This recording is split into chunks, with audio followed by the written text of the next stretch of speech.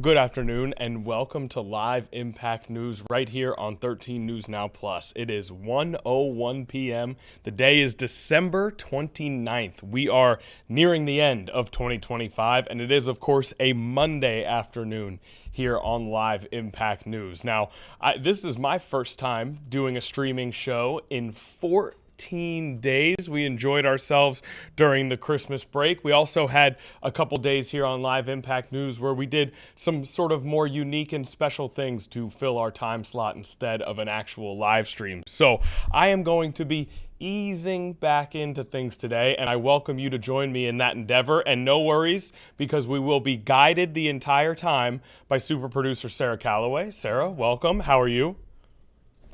I'm good. It's also my first day back streaming in, I think, 2 weeks as well. Okay, so. I take back what I said about guiding us in our endeavors. We are all in this together, working our way back into the week. That's what the holidays are all about, and the holidays aren't over. We got New Year's Eve still to come.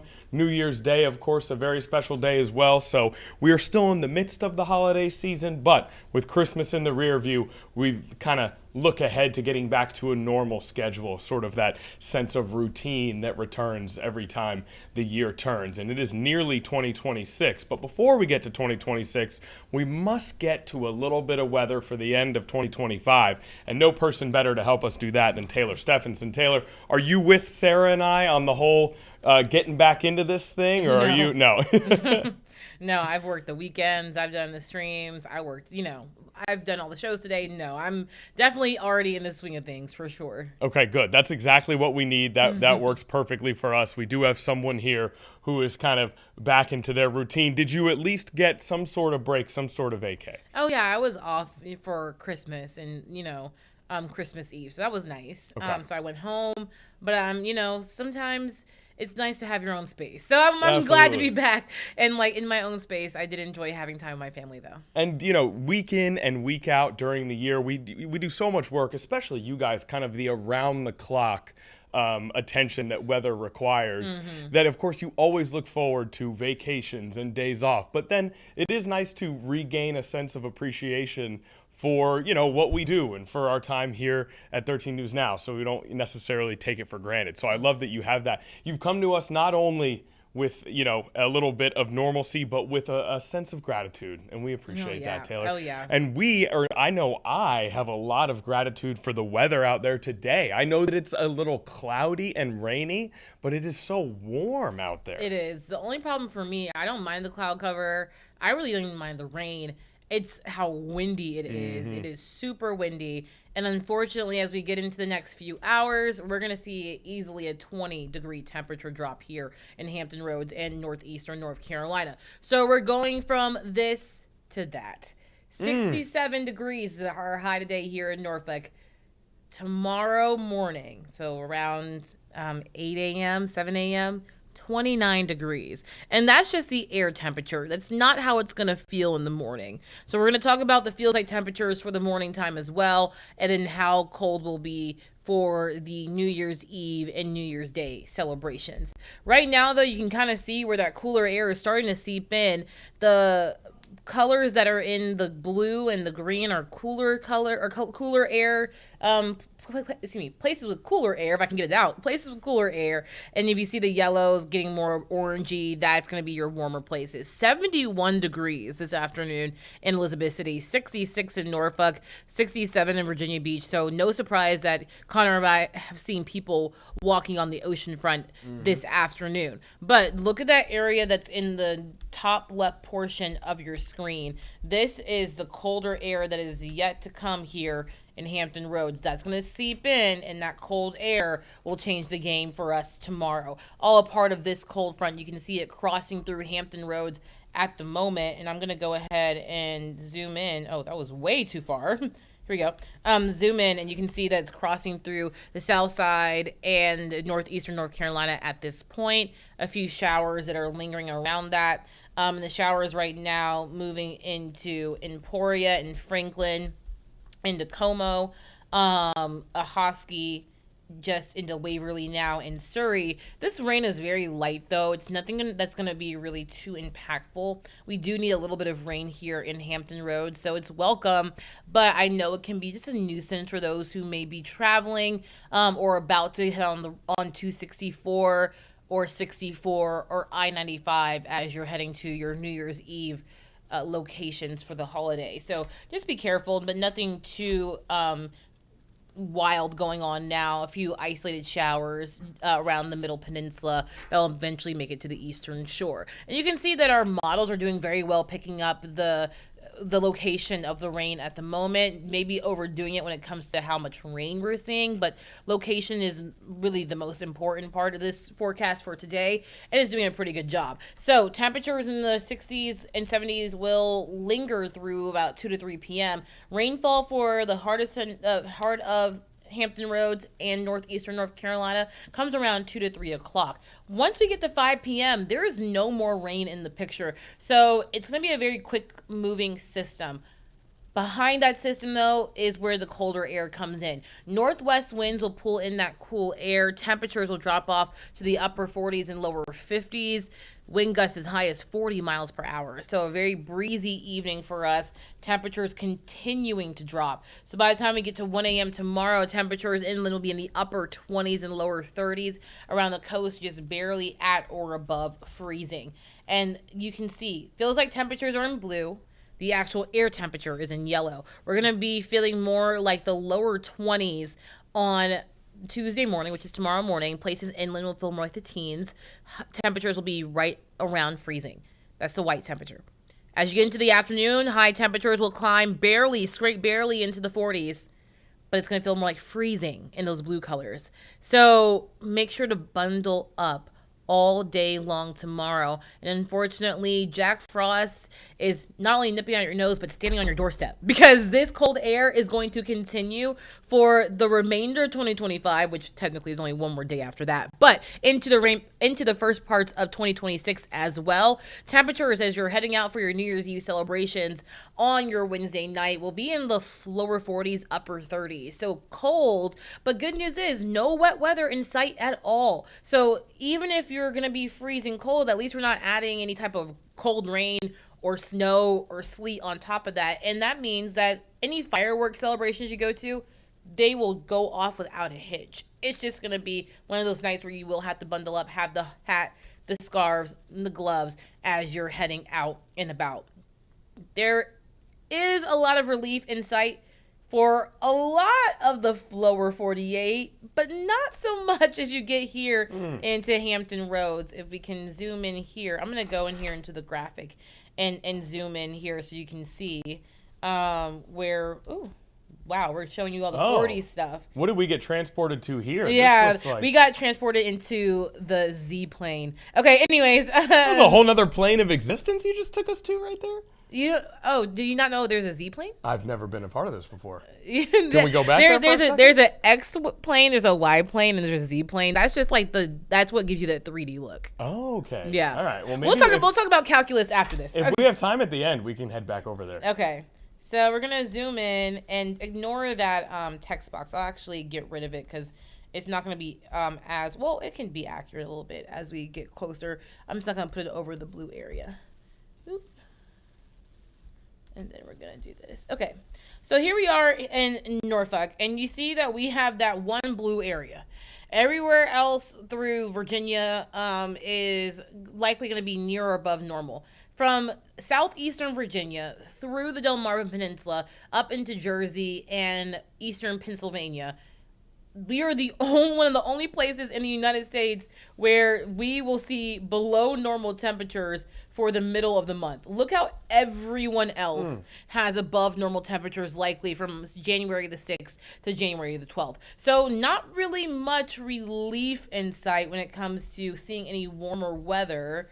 So I'm sorry if I kind of like burst people's bubble right then, because I'm sure after days of temperatures in the 40s, you would want some type of at least near normal or slightly above normal temperatures. But After this afternoon, it is looking unlikely for at least 1 to 2 weeks. Your 570 forecast shows temperatures in the lower 40s tomorrow. We're going to be back into the upper 40s for New Year's Eve and New Year's Day, staying in the upper 40s through Saturday, but that's when our next rain chance arrives, and that could bring us another cool down along our next front.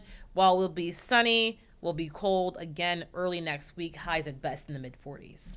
Okay, so what stands out to me was tomorrow, 8 a.m., it's going to be 24 degrees in terms of what it feels like outside. Yeah, or even colder than that. So yeah. really frigid cold. If you have to be out and about in the morning for work or for travel or for anything like that, just bundle up because that is absolutely freezing cold. The other thing that stands out to me is the consistency. Oftentimes you don't see that in Hampton Roads, but it looks like we are really settling in to a sort of lengthy stretch of mid to high 40s, and so at least there is some consistency there. Yeah. It's not necessarily the type that we want to see with how cold it's going to be, but we do have a little bit of uniformity when it comes to the temps. I agree.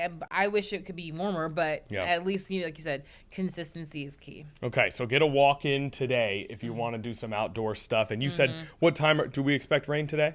Rain will come in the next hour or so. So if you can get out now, I would recommend, we love having you on Live Impact News watching us, but try to get out now. We'll be back here by the time you get back into the house.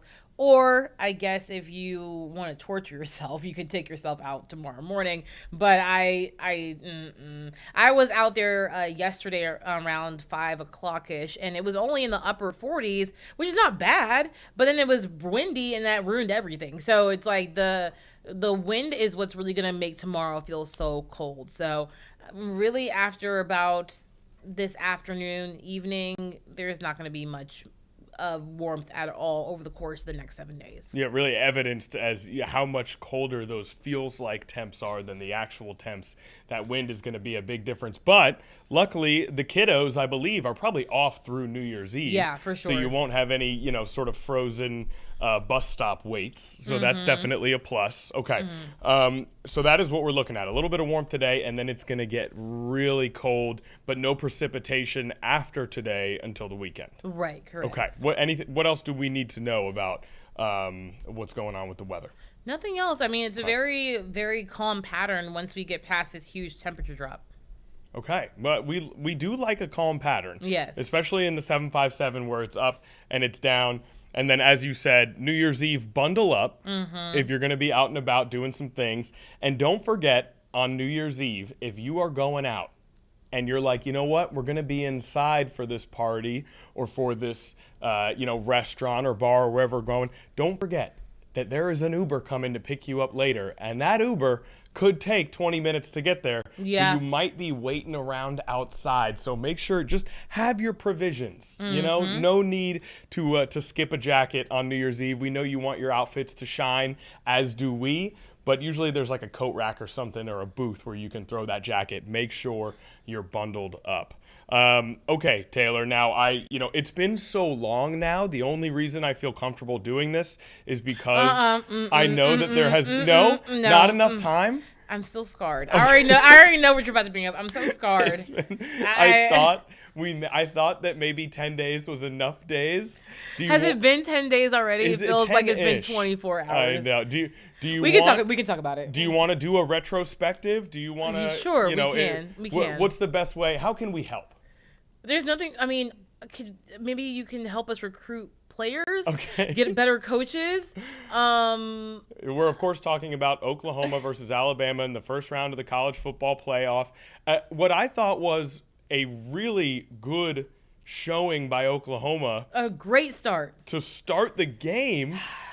And then once your punter just dropped that punt on the ground, I was like, what? This is trouble. This is a little bit troublesome.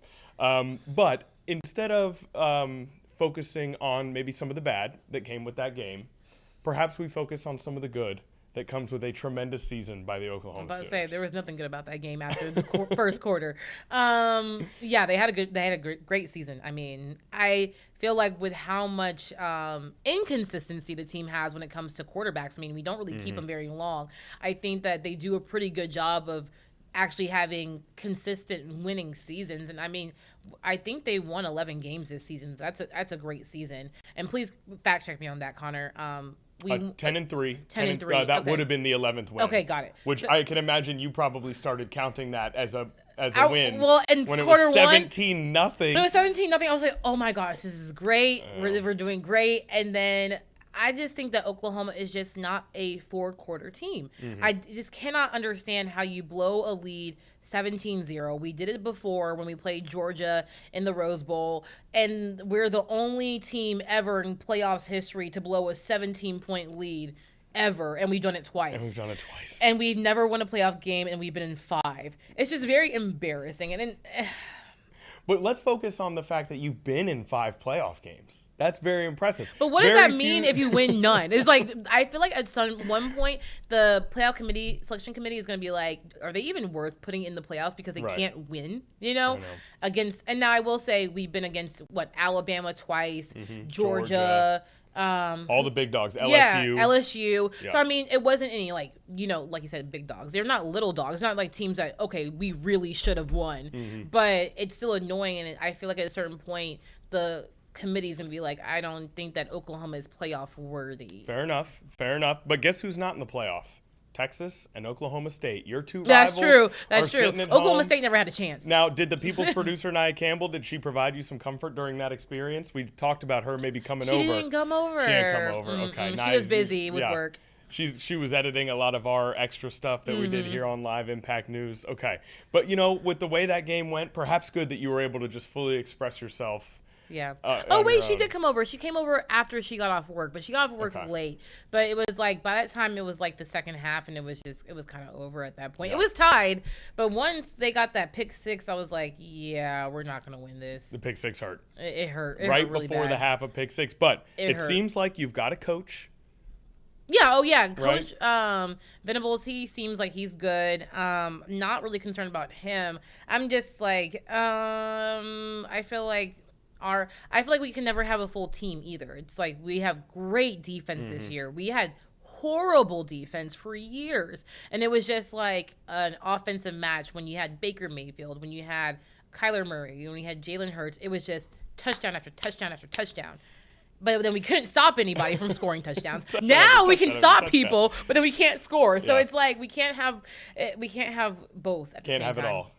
Maybe next year, on to next year for the Oklahoma Sooners. And I'm sorry I brought that up. I thought maybe your healing process had already started. It's still a little bit of an open wound. So let's talk about a much more positive experience here. Any anecdotes or notes from Christmas, from Taylor Stephenson's Christmas vacation? So did I tell you about the whole Golden Corral ordeal? No, this sounds like right up my alley, though. Yeah. Welcome to a good Southern Christmas. Okay. So I haven't been home for Christmas Day in about 3 years. Wow. Okay. So apparently I found out this was a tradition that my sister and my mom did, is that they go to Golden Corral every Christmas Day. So the week before Christmas, I'm talking to my mom, and she goes, hey, can you pick a place for us to eat for Christmas Day? We go to your least favorite restaurant every year. And I was like, are you talking about Golden Corral? And she was like, yes, Golden Corral. I was like, well, I haven't been there in years, so I'll oblige, and I'll go to Golden Corral. Nice. Take one for the team. Take one for the team. Now, the reason why Golden Corral wasn't my favorite is because growing up in the South, Golden Corral is used for any opportunity. When you're done with church, when you're like, oh, I don't feel like cooking. Yeah. Oh, when it's like, oh, I really just want a buffet and I just want to eat a lot without having to spend a lot. I feel like we went there all the time. And so the food just became very monotonous. And I just couldn't take always going to Golden Corral. Like You got a B+ on a math test. We're going to Golden Corral. Literally. It's above 60 degrees out. We're going to Golden Corral. My grandma used to be the worst. She would go to Golden Corral and she would go at lunchtime. And Golden Corral lunch. She would go to Golden Corral for lunch to get the fish. She would stay until dinner was served to get the steak. So I remember one time. I'm on Grandma's team now. That's actually a pretty fantastic strategy. No, right there. it was horrible. That is It was efficient. You get nice variety, lots of protein, and you're just hanging out. You've made camp. Okay, so no, it was horrible. It's because I was a kid, so I'm like, I'm getting bored sitting here watching you eat. So I started to eat again because I was just so bored. Right. So yeah, I just went to Golden Corral too much. So all that being said, I obliged. I went to Golden Corral. It was actually very good. I mean, I hadn't had it in years. Nice. But I wore my SpongeBob Christmas pajama pants. And took my little picture in Golden Corral. Okay. And we called it a day. Okay. So, well, this story really had a very wholesome ending. Yeah. So you're back in on Golden Corral. I mean, it's cool. Like I feel like some places you just need a hiatus. Yeah. And I needed a hiatus. There's some places that don't need a hiatus. Yeah. Like my favorite restaurants are like Chipotle. I can eat Chipotle every day. Yep. Yeah. Or Cava. I can eat Cava every day. Mm-hmm. But like, You're getting just a vigorous nods of approval. yeah. From Sarah's over here Calloway like, over here. But Golden Corral I cannot eat like every week. Like that's just too much. Yeah, fair enough. But your family was probably so happy. They were like, not only is Taylor home for Yeah. the first time in forever, she likes Golden Corral again now. Yeah. It just Oh, felt that's nostalgic, wonderful. like getting like a Fanta, orange Fanta with a fried chicken. I was just like, this is your kid meal. Yeah. But I was like, I feel like I'm a kid again. But it was cool. I liked it. Golden Corral was after a big soccer tournament. The whole team could just go there, and you didn't have to worry about everyone being picky eaters, and it's Right. difficult for the servers. You just hit the buffet. So Right. that was kind of our Golden Corral thing. So I have very fond memories with Golden Corral. That but was I me also with haven't been in a Cece's while. Pizza. We used to go to Cece's Pizza all the time Oh, after yes. tournaments. I used to play chess competitively. So after chess tournaments, we would go to Cece's Pizza all the time. Now hold on. Now is this new information? Sarah, did you know that? I did not know you were a competitive chess player. Yeah, if anybody wants to get whooped in chess, let me know. Oh, gauntlet thrown! Bring your bishops, bring your pawns. Taylor Stephenson is taking on all comers when it is on the chessboard. Okay, so Yeah. here's the question: when you did competitive chess, did you have the thing where you hit the button in the middle to signify that you're done with your turn? Yes, I used to do time chess as well. Yeah. Mhm. Okay, so you did but do time chess. those are two different games. So like you can play just regular, but there's also timed, and I did both. And I was also one of those people. I don't know if you've ever seen this, but like we would also write down each move. So after each move, I would write down what happened in real time. No, I've never seen that. Did your high school have a chess team? No, so I played chess when I was like competitive chess between kindergarten and third grade. I was like super young. Oh, wow. When I transferred amazing. schools, they didn't have a competitive chess team, so I stopped playing competitive chess. But at one point, I was ranked like 7th in the state of Georgia. Like I was really on my game. What? Yeah. Oh yeah. my gosh, the 7th ranked chess player in the state of Georgia in your age bracket. Yeah, I was like first or second grade. Oh my gosh. Yeah. And do you play often now still? No, I don't because I don't have a chessboard. My dad actually offered to buy me one, but I would just be sitting at my house by myself with a Right. chessboard, so there's no one to really play with. My best friend from college actually is a chess coach in Houston, and so it's fun to live through her and like watch her like help people play chess and do chess tournaments. So when I go to Houston soon, I'm gonna see if we can get into a chess tournament and like play with her over there. But no, I really don't play a lot of chess unless it's like through the iPhone message games. Yeah, true. You can play on the phones now. Yeah, but I feel like a lot of people also don't know how to play chess because it's not like checkers Yeah. where there's like a few moves you can make.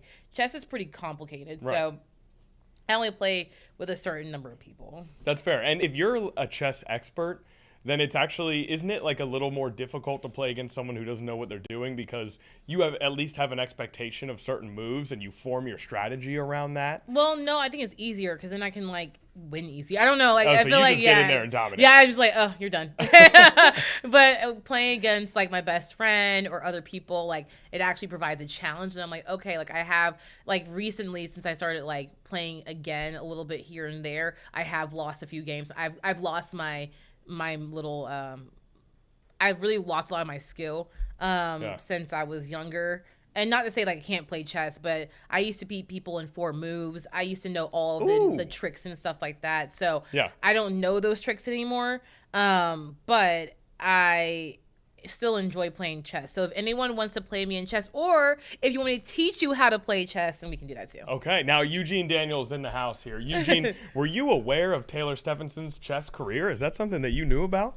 I didn't know about her chess career, but I can tell you that I know that Taylor is one of many talents, Okay. just in general.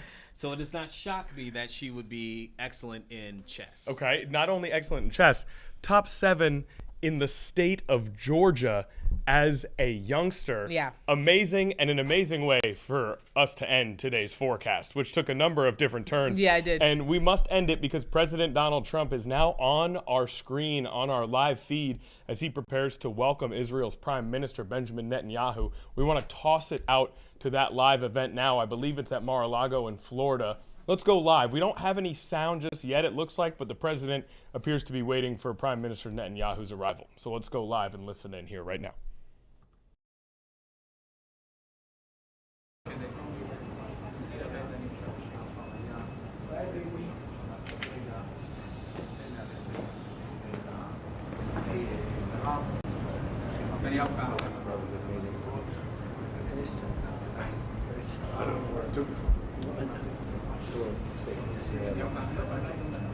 Does anybody recognize this man? Not too many people. They've been very fair, actually, for the last 3 days. President Trump, are you going to have a green light for another attack in Iran?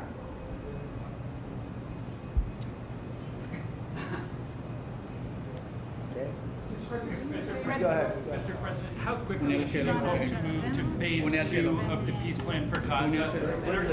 As quickly as we can, but there has to be a disarmament. You know that we have to disarm with Hamas. So one of the things we'll talk about certainly, but there has to be a disarming of Hamas.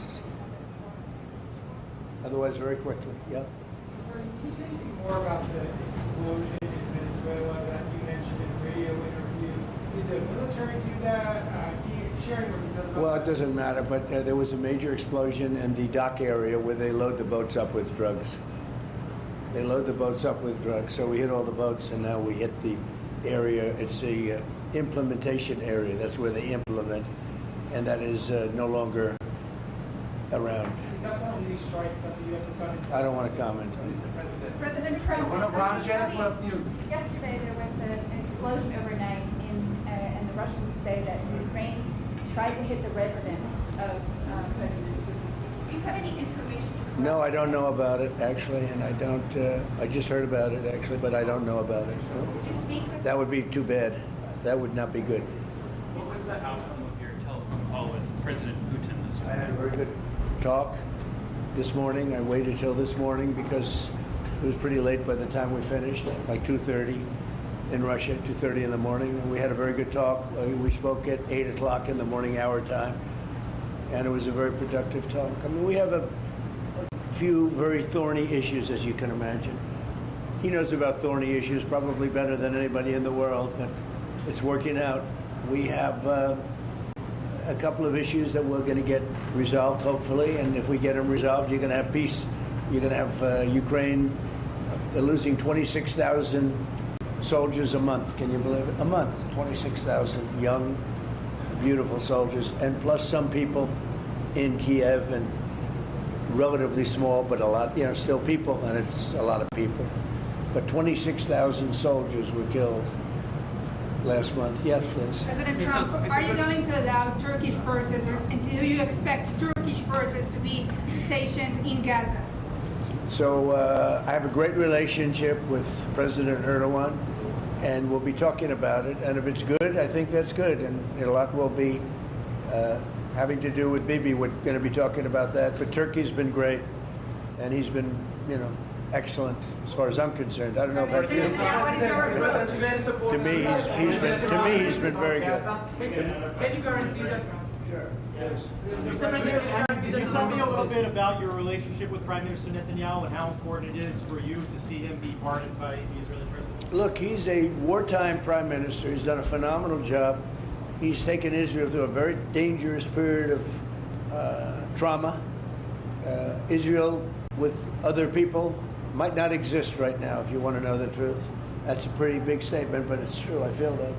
You had the wrong prime minister. Israel right now would not exist because they were met with a force the likes of which very few countries could have handled. And we worked together, and we were extremely victorious, to put it mildly. Now I hear that Iran is trying to build up again, and if they are, we're going to have to knock them down. We'll knock them down. We'll knock the hell out of them, but hopefully that's not happening. I heard Iran wants to make a deal. If they want to make a deal, that's much smarter. You know, they could have made a deal the last time before we went through, you know, a big attack on them. And they decided not to make the deal. They wish they made that deal. So I think, again, they should make a deal. They want to make a deal, but sometimes that doesn't happen. Yeah, please. Mr. Trump, hi, Nadav Elimelech, I-24 News Israel. Would you support the overthrow of the Iranian regime? Of who? Iranian regime. I'm not going to talk about overthrow of a regime. They've got a lot of problems in Iran. They have tremendous inflation.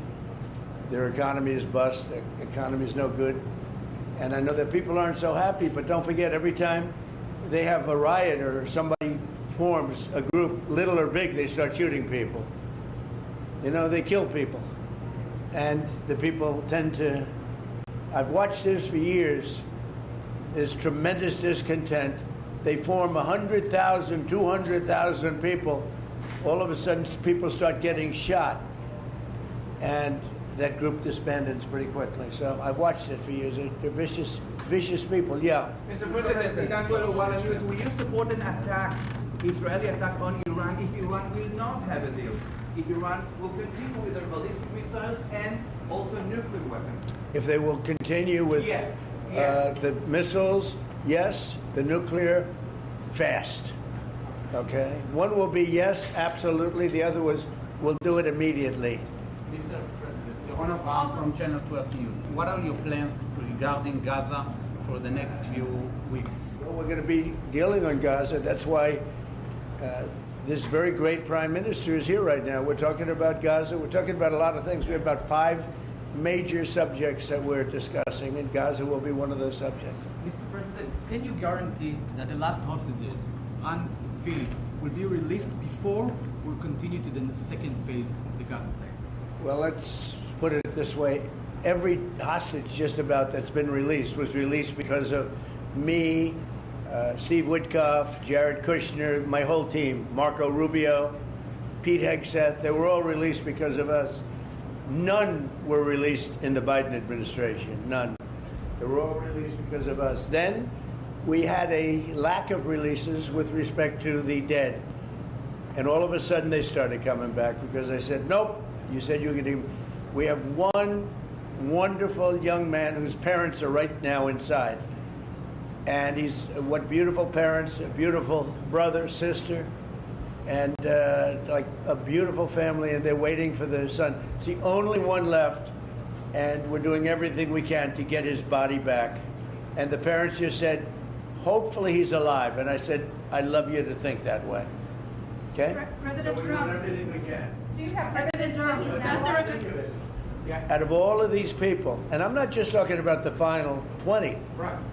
Look at all of the people. What do you think the total number is? 255. 255. 254 came out, one more. Think of that. And we got them all. President Trump, does the reconstruction of Gaza, President Trump, does the reconstruction of Gaza, does the reconstruction of Gaza will begin even before Hamas is disarmed? I think it's going to begin pretty soon, yeah. Before Hamas He's looking forward to it, so am I. Look, what a mess. What a mess it is. And it's been a mess for centuries, really. It's been a mess for a long time. It seems to be born for that, but we're gonna straighten it out. No, we're already starting certain things. We're doing things for sanitary conditions and others. But Gaza's a tough place. You know the expression, it's a tough neighborhood. That's truly a tough neighborhood. Yeah, you had a question in the back? Go ahead. Yeah, please, go ahead. I'll ask you about the relationship between you and the Prime Minister. What about it? They said that there is no good relationship between you. I don't think it can be better. We just won a big war together. You know, if we didn't beat Iran, you wouldn't have had peace in the Middle East because nobody would have been able, the Arab countries who have been fantastic, would not have been able to make a deal. If we didn't wipe out their nuclear, we wiped it out. If we didn't wipe out with our beautiful B-2 bombers, if we didn't, and we sent a lot of Tomahawks in there also, by the way, from a submarine. And what about the pardon that the President of Israel needs to give the Prime Minister? A pardon? Oh, I think he will. How do you not? He's a wartime prime minister who's a hero. How do you not give a pardon? You know, I think it's a very hard thing not to do it. I spoke to the president, and it's on. I mean, he tells me it's on its way. Mr. You President. can't do better than that, right? Please. Mr. President, can I follow up on Venezuela? Was the facility taken out by the U.S. military, or was it another entity like the CIA? Well, I don't want to say that. I know exactly who it was, but I don't want to say who it was. But you know, it was along the shore. Mr. President, have you or anyone in your administration talked to Maduro in recent days? Well, I spoke to him Recently? pretty recently, but nothing much comes of it. Yeah. Mr. President, can you explain the importance? You have to understand what he's done. They've sent billions of dollars of drugs in, but maybe just as bad, they've sent hundreds of thousands of people in from jails, from prisons, from mental institutions and insane asylums. The drug lords, the drug dealers were all sent into our country. But think of it, what he's done. Tren de Aragua, probably the worst gang. They cut off people's fingers. One man made a phone call to complain about them. He cut off their hand. They cut off his hand. Don't ever make a phone call again. We'll cut off your other hand. After that, we'll kill you, they said. That was in Colorado. No, they sent in all of the bad ones. They sent in some bad people. And that to me was just terrible. And they send in drugs. Now, I will say this. 97% of the drugs coming in by sea stopped. We're trying to figure out who the other 3% are. They have a hard time getting people to pilot those boats. But 97% of the drugs coming in by the ocean, by the sea, by water, are gone. Every boat that we take out, we save 25,000 lives of Americans. Thank you very much, everybody. We'll see you. We're going to have a big meeting, and we'll see you in a couple of hours if you'd like. And if you'd like, you can come up and have lunch like you did yesterday. Would you like that or not? Do you want that? Because some of them think it's terrible. It's a bribe. But, you know, a bribe for $25, I don't know. If you'd like, you can go. And if you don't, you can stand in a driveway and melt. All right? But if you want, will you work on that, Margot? Yes, sir. Is Margot doing a good job? She's a star. She's too nice. Her only problem, she's too nice to you. And you're not nice to us, but that's okay. Margot, take them up and have a beautiful lunch, and we'll see you later. Are you worried that the strike, the alleged strike on Putin's residence could scuttle the peace? Yeah, I don't like it. It's not good. I heard about it this morning. You know who told me about it? President Putin told me about it. Early in the morning, he said he was attacked. It's no good. It's no good. Don't forget, you know, the Tomahawks. I stopped the Tomahawks. I didn't want that. Because we're talking about, you know, it's a delicate period of time.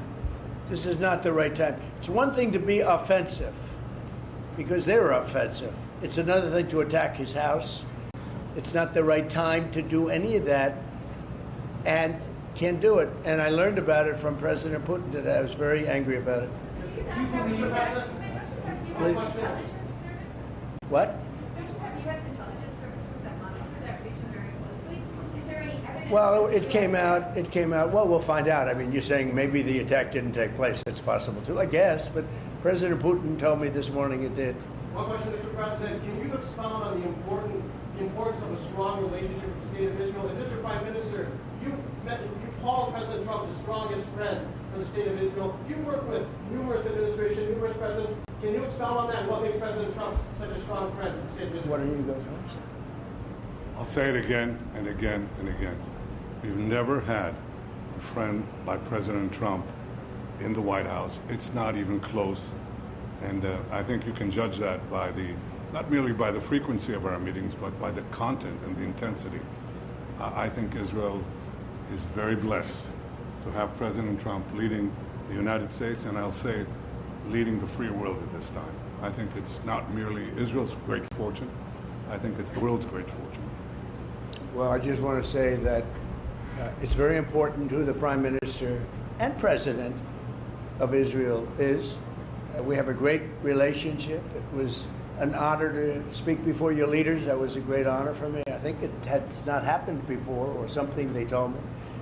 But the relationship's been extraordinary, and Bibi's a strong man. He can be very difficult on occasion, but you need a strong man. If you had a weak man, you wouldn't have Israel right now. Israel would have been, Israel with most other leaders would not exist today. They would not exist. And now they're stronger than ever. Yeah, please. Are you going to ask Netanyahu to sign an agreement with Syria? Well, I hope he's going to get along with Syria because the new president of Syria is working very hard to do a good job. He really is. I know he's a tough cookie, and he's, you're not going to get a choir boy to lead Syria. That's the one thing I will say. So I hope they're going to get along because, I dropped the sanctions on Syria because otherwise they wouldn't have had a chance. We want to see Syria survive. So we're going to be talking about Syria too. Okay. Thank you very much, everybody. Have a good time. Go have a good lunch. Thank you, Mr. Prime Minister Netanyahu.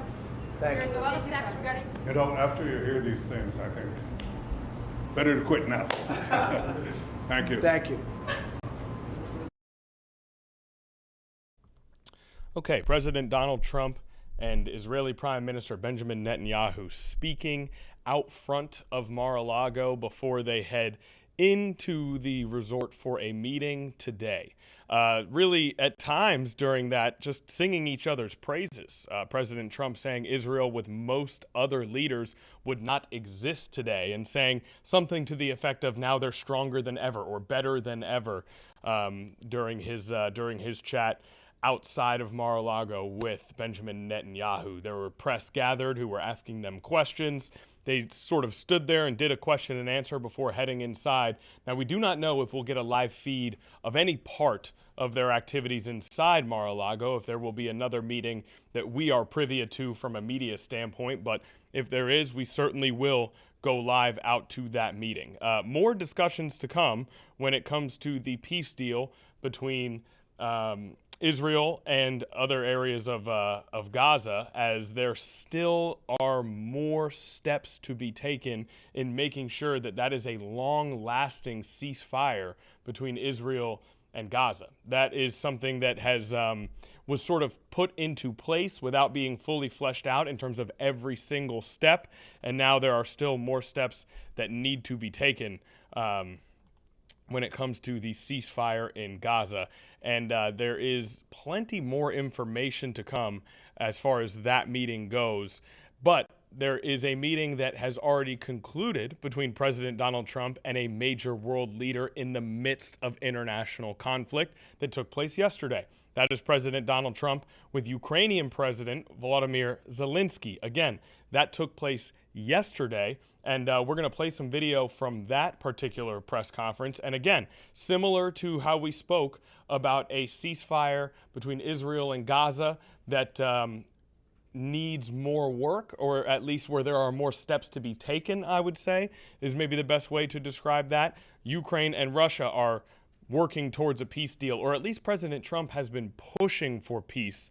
They have not yet been able to establish that when it comes to the war between Ukraine and Russia. But meeting with Volodymyr Zelensky yesterday to continue and try and work towards a resolution. Of course, agreement from Russian President Vladimir Putin is critical.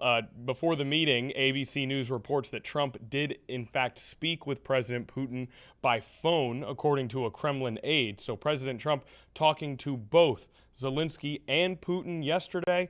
The Zelensky press conference is the one we have access to, so we're going to go ahead and play that now.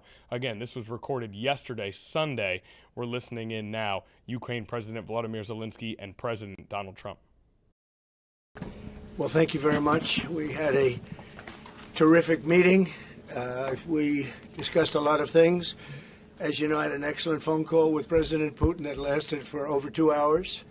We discussed a lot of points, and I do think we're getting a lot closer, maybe very close. Appreciate it. Thank you so much, Mr. President. Thank you. Thank you for everything. Dear colleagues, first of all, I would like to thank President Trump for a great meeting at this amazing place in his home in Mar-a-Lago.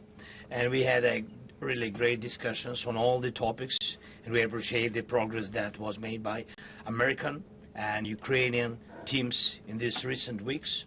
And we discussed all the aspects of the peace framework, which includes, and we have great achievements, 20 10-point peace plan, 90% agreed, and U.S.-Ukraine security guarantees, 100% agreed. U.S.-Europe-Ukraine security guarantees, almost agreed. Military dimension, 100% agreed. Prosperity plan being finalized, and we also discussed the sequencing of the following actions. And we agree that security guarantees is a key milestone in achieving lasting peace, and our teams will continue working on all aspects. The U.S. Ukraine security guarantees, what number are we at right now? Well, I think you can say 95%, but I don't like to say percentages. I just think we're doing very well. We could be very close. There are one or two very thorny issues, very tough issues, but I think we're doing very well. We made a lot of progress today, but really we've made it over the last month. This is not a one-day process deal. This is very complicated stuff, but I think when the president says 95, I think, could be close to 95%. Yeah. Mr. President, have you agreed on the so-called free trade zone on Donbass? How to separate the sites? How to make the separation line? Who will be responsible? The word agreed is too strong. I would say not agreed, but we're getting closer to an agreement on that. Question, Mr. President, what is your take on Donbass status? Are you prepared to see it as a free economic or demilitarized zone? No, we spoke about 20 points plan, and I'm happy that really our teams very close to results, and I agree with President Trump that our teams worked not one day and not one week, more than 1 month, beginning from Geneva, then 2 meetings in Miami, then we had Berlin, and now we have Mar-a-Lago. So this is a very difficult question. You know our position, so it's we have to respect our law and our people, and we respect the territory which we control. And of course, our attitude is very clear. That's why President Trump said this is a very tough question, and of course we have with Russians different positions on it. And have you discussed referendum about?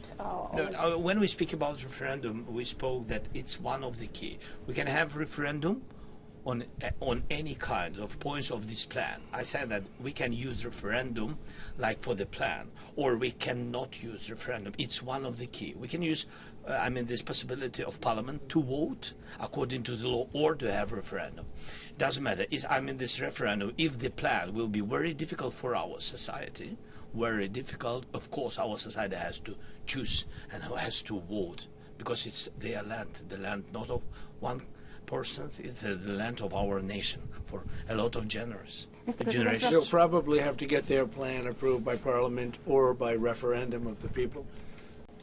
You would think that they want, I know they had a poll that it's 91% in favor of ending this war, so they want to end it like everybody wants. Russia wants it ended, everybody wants it ended, and we want it ended. I want it ended because I don't want to see so many people dying. We're losing massive numbers of people, the biggest by far since World War II. So we want to see it ended, absolutely.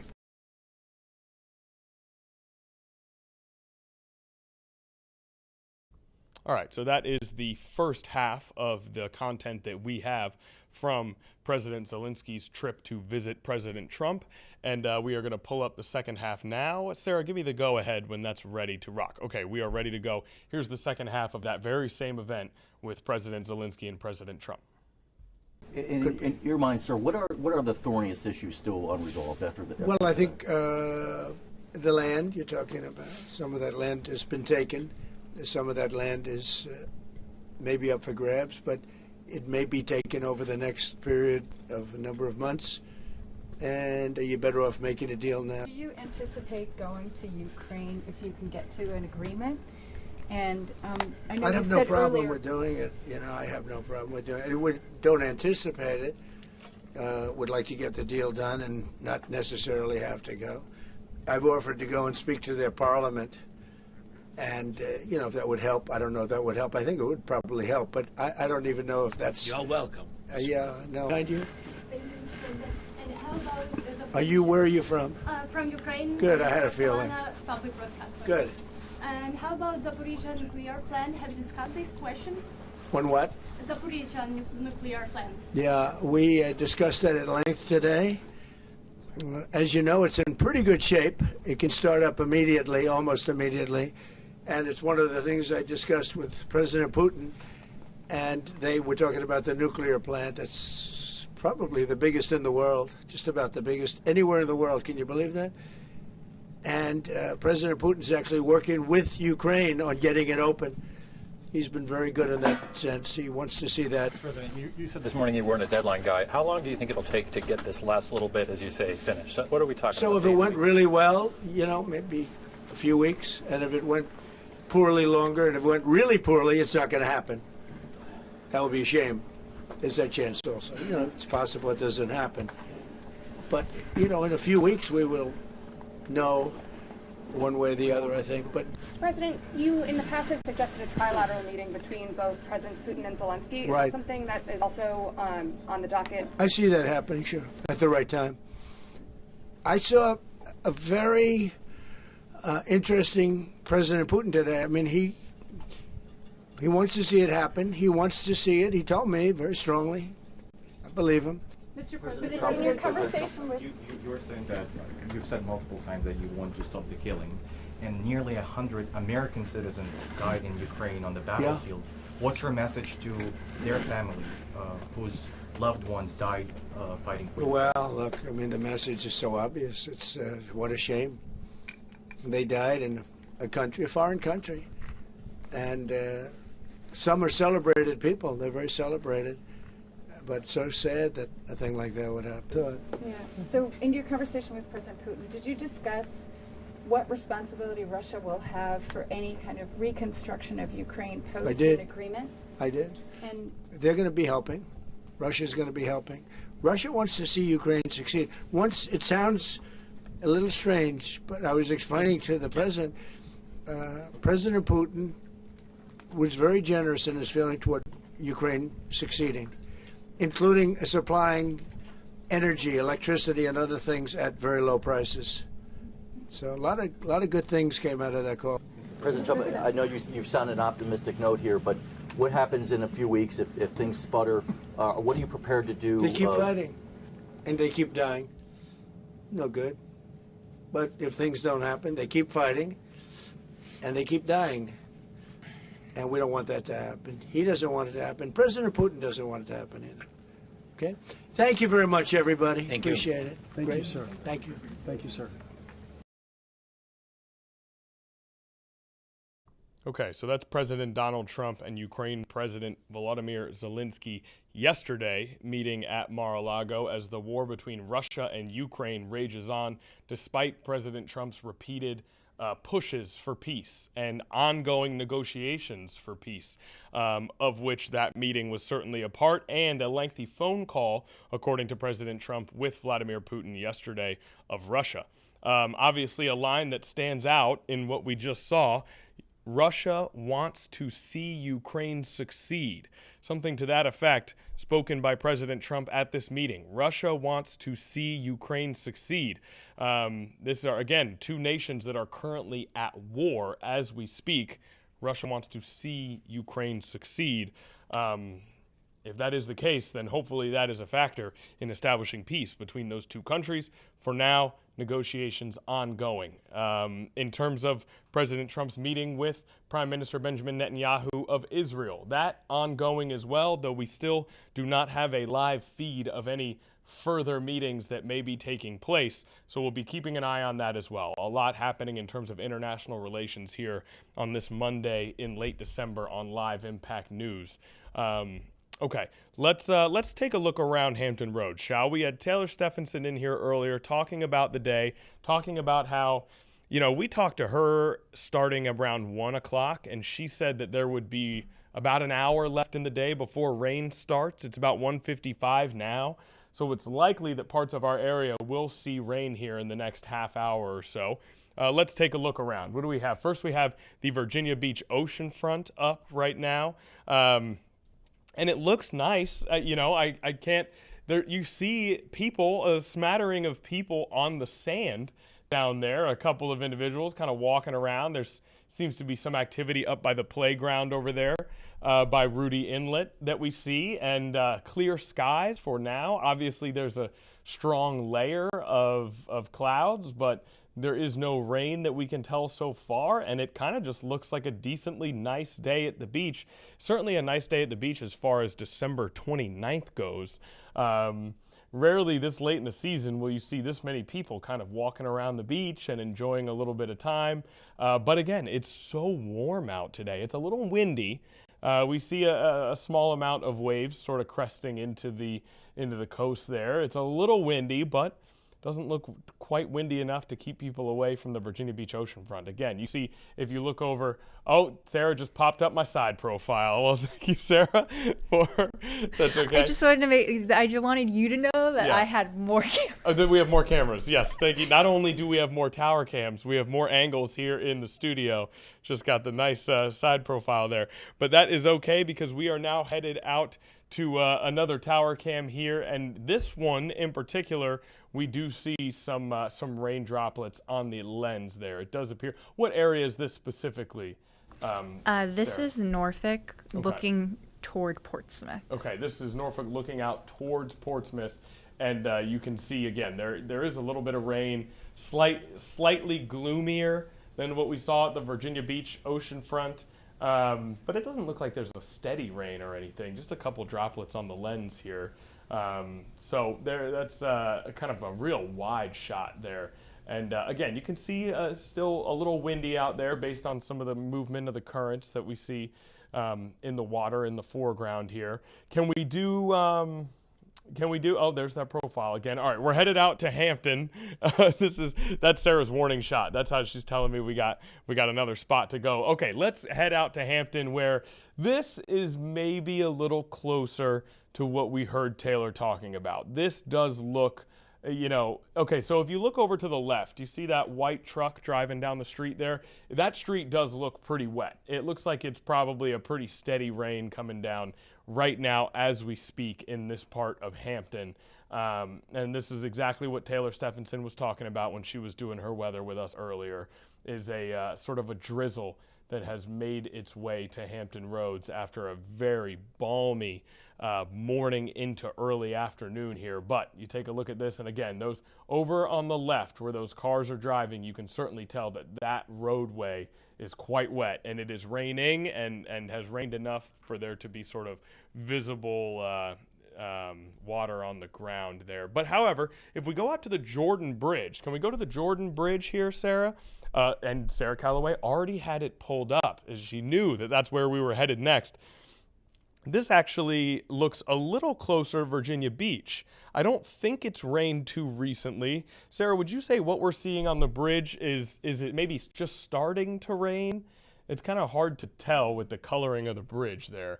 But in terms of the skies, there's sort of sunshine off in the distance, and maybe even down the way of the bridge, it looks like there might be some emergency lights going down there. It's hard to tell exactly. But in terms of weather, not nearly as sort of cloudy and gloomy as it was in our last shot of the Hampton area, but definitely looks like there could be rain in the very near future here out by the Jordan Bridge. But plenty of people out and about today. And let's do one last look at the sort of city center area of Newport News, where we find once again sort of a more cloudy, gloomy situation. Looks like there might be a drizzle coming down here in this particular shot. And so again, that parts of our area starting to see some rain. And it was a nice day this morning, which is going to sort of segue into rain and then into cold tomorrow. Oh, and what do we have here? One more look. Okay, back in Virginia Beach, you certainly see a very prominent, I would even say a selfish water droplet there that is really thinks it's the star of the show. That just the one single droplet is obviously has taken on a bit of an ego, really taking up so much space there on our lens. But more of the same in Virginia Beach. This isn't all that different from what we've seen in Norfolk and at the oceanfront, which is a layer of clouds, some sunshine off in the distance, not a heavy downpour, but certainly looks like a downpour is possible in the near future. So we just wanted to give you a look around at some of our tower cams, wanted to check in on what's going on throughout the area right now, and make sure we sort of back up some of what Taylor Stephenson was saying in her forecast. What a forecast from Taylor Stephenson. She obviously gave us a fantastic overview of the climate and the future climate, but also a full breakdown of University of Oklahoma football and the startling revelation that Taylor Stephenson used to be a childhood chess prodigy. I can assure you that is not the last you will hear of that fact here on Live Impact News. Maybe we'll even do some live chess on air or something of that nature. But for now, we are going to dig back into the news. Let's sort of re-engage here a little bit. We took a break after a lot of international relations to sort of go around our area, but it's time to get back to what we have going on today. Now, before I want to read off a couple of anecdotes about Prime Minister Benjamin Netanyahu of Israel's meeting with President Trump today. He is in Florida. We saw the two of them speaking outside of Mar-a-Lago. The ceasefire in Gaza, described by ABC News as broadly holding despite sporadic clashes between Israeli Defense Forces and Gaza militants, plus deadly IDF strikes. Israeli forces inside the Strip have pulled back to the so-called yellow line, and that ceasefire is still in the first of 3 proposed phases. The details of the second phase of the agreement yet to be decided upon, and there does remain one deceased hostage still thought to be in Gaza. The remains of one deceased hostage still thought to be in Gaza. So those are a number of the key points with that conflict that we are continuing to monitor. Israeli strikes also ongoing against alleged Hezbollah targets in southern and eastern Lebanon. So a lot of work still to be done when it comes to the Israeli-Gaza conflict that we covered so close and intently for so much of 2025 as we near the turn of the calendar to 2026. But Prime Minister Netanyahu and President Trump meeting as we speak at Mar-a-Lago. Okay, another big story that we have been monitoring over the course of 2025, the assassination of Charlie Kirk and the alleged shooter in that assassination, Tyler Robinson, in court earlier today. And we were able to listen in to some of Tyler Robinson's court hearing. So let's go ahead and take a listen right now. Again, Tyler Robinson is alleged, charged with shooting Charlie Kirk earlier on a university campus in Utah earlier this year in 2025. Let's listen in on his court hearing now. Thank you, and good morning to you. Mr. Robinson, are you with us?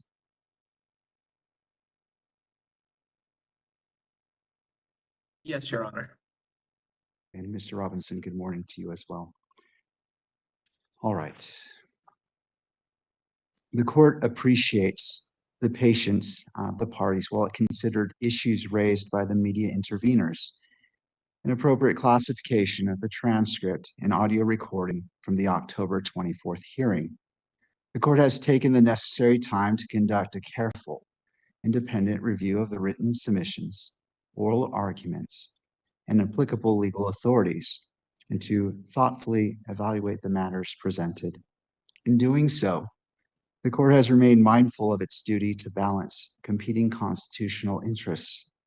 Openness and transparency are foundational to our judicial system and essential to maintaining public confidence. At the same time, the public's right to access is qualified, not absolute, and may be limited when a legally sufficient justification exists. The court recognizes the substantial public interest in these proceedings and has approached its review with that interest firmly in mind. The court has independently reviewed the October 24th transcript and audio recording in its entirety in determining whether any restrictions on public access is warranted. The court considered whether such limitations are necessary to protect specific constitutional interests and whether less restrictive alternatives could adequately address those concerns. The carefully limited redactions ordered are narrowly tailored and designed to protect those interests while preserving the public's ability to understand the substance, context, and significance of the proceedings. By way of context, the transcript of the October 24th hearing consists of 83 pages, 80 of which contain verbatim record of the proceedings.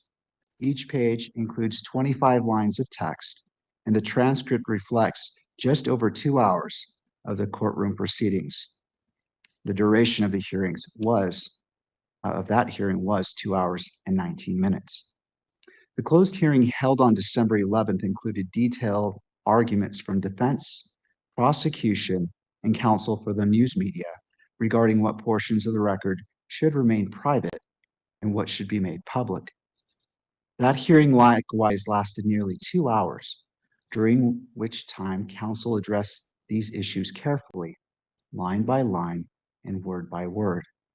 The court acknowledges and appreciates the diligence, professionalism, and preparation demonstrated by all parties during both hearings.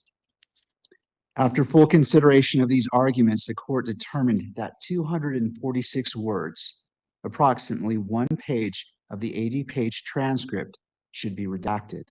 No other portions of the transcript were found to warrant restriction. The court further notes that the matters addressed during the October 24th hearing, including issues related to civilian clothing and shackling, are best understood when considered in their full context. The limited scope of the redactions reflect the court's effort to preserve that context to the greatest extent possible. The redacted transcript will be promptly filed on the docket by the end of today. The corresponding audio recording will require additional time to ensure that it precisely reflects the approved redactions and that no protected material is inadvertently disclosed. The court anticipates the audio recording will be available within approximately 2 weeks. This court notes the importance of the audio in addition to the transcript, because hearing what was said and how it was said is equally as important as just the transcript itself. The court's sole objective in this process has been to ensure a fair, orderly, and lawful proceeding that reflects the constitutional rights of the parties while honoring the public's qualified right of access. The court notes that the standing decorum order has also been updated and directs all parties to review the order in advance of future hearings. Accordingly, the court now issues the following order regarding the classification of the transcript and audio recording of the October 24th hearing. And turning to the order itself. The state of Utah and defendant Tyler James Robinson filed a motion to classify the transcript and audio of the sealed October 24th, 2025 hearing as private. Because the press requested notice of all such motions, the court held a closure hearing on December 11th, 2025 to address the classification of the transcript and audio recording of the October 24th, 2025 hearing. Prior to that closure hearing, the parties filed a joint status report identifying some 20 provisions of the transcript for redaction and stating that the balance of the transcript may be classified as public. Having reviewed the relevant pleadings from the parties and representatives of the press and heard oral arguments during the December 11th closure hearing, the court now rules and orders as follows. The public has a presumptive right to access court records. See Utah Rules Judicial Administration 202.02 sub 1. That right, however, is not absolute. To support and achieve certain interests and objectives, a court may close portions or entire court records. Court record. A court may consider any relevant factor, interest, or policy, both in favor of and opposed to closure, in determining whether to redact portions of or close all or part of a court record. In deciding whether to redact or close a court record, a court must balance the interests favoring opening and closing the record, and if it determines to close the record, determine there are no reasonable alternatives to closure. The parties have argued, and the court has considered, the following policy interests in determining the motion. 1, protecting safety interests. 2, protecting privacy interests and non-party participants. And 3, protecting the defendant's right to a fair trial. Approximately half the portions of the transcript the parties seek to redact address courtroom and courthouse security measures. Safety concerns are well recognized as justification for closure of court records. This undoubtedly includes references in the court record to specific safety measures undertaken as part of the court security plan and practices in highly publicized cases. This case generates extraordinary ongoing national and international attention, some of which is threatening in nature to the parties, their representatives, and non-party participants. The safety and well-being of all involved in this matter outweighs the interests of the public that are served by open court records. Nevertheless, and as the parties recognize, the court need not seal the entire transcript and audio of the October 24th, 2025 hearing to protect the safety interests of all those involved. Redacting selective portions of the transcript and the audio that reference security measures will serve safety interests while allowing for as much public access to the remainder of the record as possible. The court hereby orders the redaction of the portions of the transcript corresponding audio referencing security measures identified in the parties' joint status report and further pared down during the closure hearing. These include the following portions of the October 24th, 2025 hearing transcript. Page 4, line 19 through 22, following the word unshackling until the sentence begins with the word and. Page 4, line 25 until page 5, line 1, including the first sentence of the last paragraph. Page 5, line 9 through line 10, following the word proceeding and ending before the word but. Page 5, line 18 and 19, including the entirety of the bailiff's comment. Page 33, line 17 through 18, following the word courtroom until the end of the sentence. Page 34, lines 5 through 7, following the word arrested until the end of that sentence. Page 35, lines 24 through 25, including the last sentence of that page. Page 36, line 1, including the first word on the page until the sentence begins with the word that. Page 40, line 12 through line 16, following the word outside until the word maybe. Page 41, line 17 through line 21, following the word on until the end of the paragraph. Page 43, line 11 through line 13, following the word jail and ending before the sentence begins with the word and. Page 55, lines 12 through 13, following the word people and ending before the sentence beginning with the word so. Page 64, line 18 through 19, following the word Ben until the end of that paragraph. And finally, page 70, lines 1 through 3, following the word clothing until the sentence begins with the word I'm. Protecting personal privacy is a recognizable justification for closure of a court record. To justify the closure of a court record, a privacy interest must be more than a desire to avoid annoyance, criticism, or embarrassment, and must serve to protect information of a highly personal nature. The parties initially identified 6 portions of the transcript to be redacted based off privacy interests. During the closure hearing, the parties withdrew defendants' requested numbers 1, 2, and 11. The remaining 3 requests were significantly pared down. The court has already ordered the redaction of request 3 for security reasons, including page 34, lines 5 through 7, as ordered above. The court also finds that privacy interests support this redaction. The court has considered the interests favoring closure of the remaining 2 requests for redaction and concludes that the information is not of a highly personal or sensitive nature.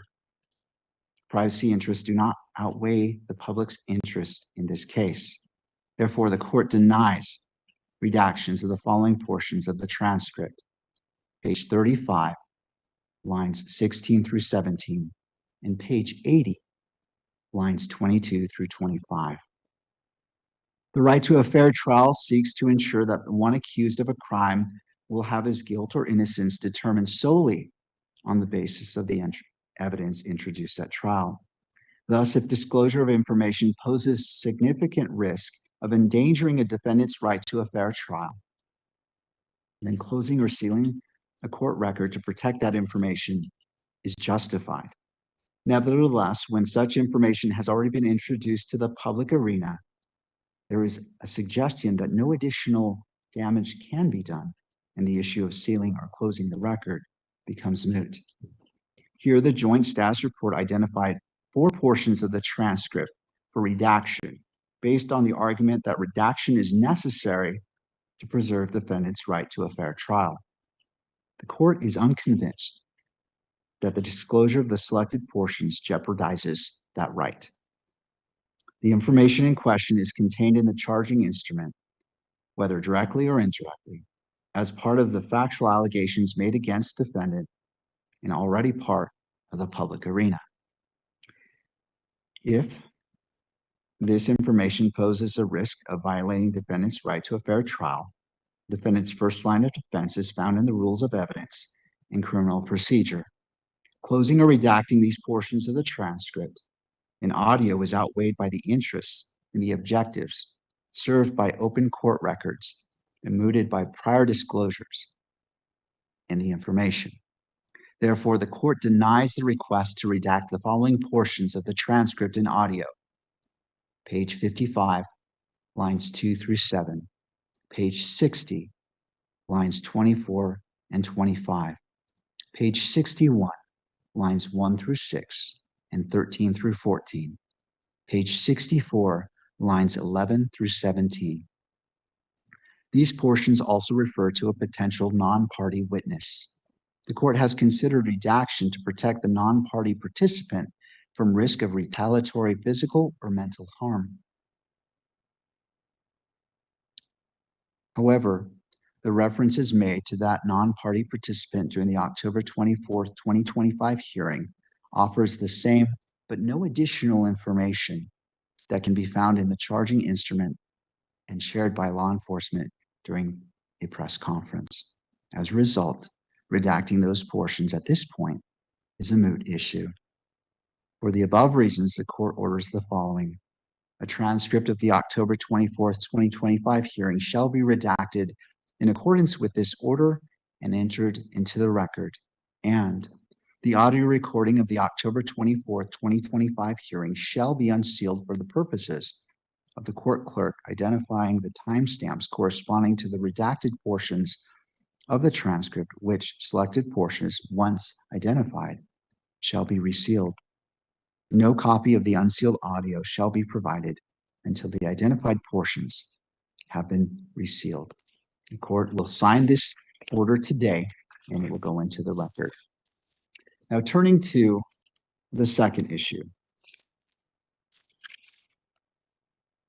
And the court now issues the following order regarding the media's request to intervene. 2 groups of media outlets seek to intervene in this matter. Only the state and the defendant, however, are actual parties to a criminal action. The press need not be a party to a criminal action to pursue the public's presumptive right to access public court records. The press has already been provided with a mechanism through Rule 4-202.04 to protect that right and has already utilized it in this matter. For this reason, the court denies both requests to intervene. The court now reiterates and clarifies its order requiring parties to serve all closure or reclassification motions on the media dated November 10th, 2025, as follows. Again, the parties are ordered to serve all closure motions on members of the press who have requested notice. The parties must file proof of service with the court. A closure motion is any motion to classify or reclassify a presumptively public court record under Rule 4-202.02 as any other classification. The parties need not serve notice on members of the press court records that are presumptively not public. A court record means a record that is prepared, owned, received, or retained by this court. This includes hearings. Therefore, the parties are ordered to serve all motions to closure hearings on members of the press who have requested notice. The parties must likewise file proof of service with the court. Nonetheless, the parties are not required to serve notice on members of the press of motions to limit electronic media coverage. If members of the media intend to object to a closure motion and request a closure hearing, such objections and requests must be filed within 7 days of receiving notice. To promote judicial economy and to eliminate unnecessary hearings, the court may decline to hold a closure hearing if no hearing is requested. The foregoing should be treated by the parties as a standing order for the duration of this case. And that concludes the second order of this case. The court wishes all parties a peaceful holiday season and hopes that each of you is able, to the extent possible, to spend time with your loved ones. The next hearing is set for January 16th at 1 p.m. And Mr. Robinson, I will see you there at that time. Court is now in recess.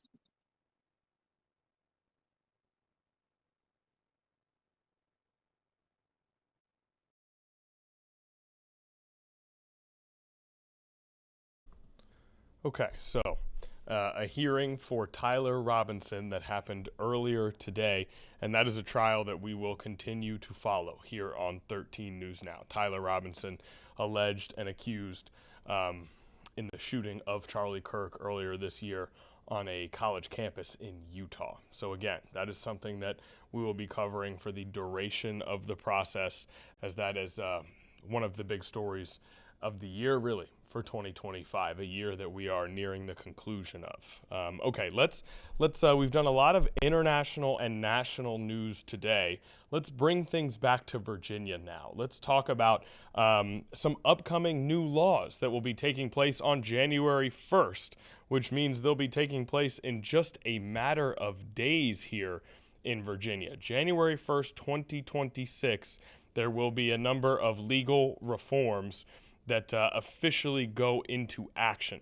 Okay, let's go through some of these changes, all right? These are, again, laws that were decided on previously that take effect on January 1st, 2026. And we covered them when they sort of passed through, but now it's time to take a deeper look because it is almost January of 2026.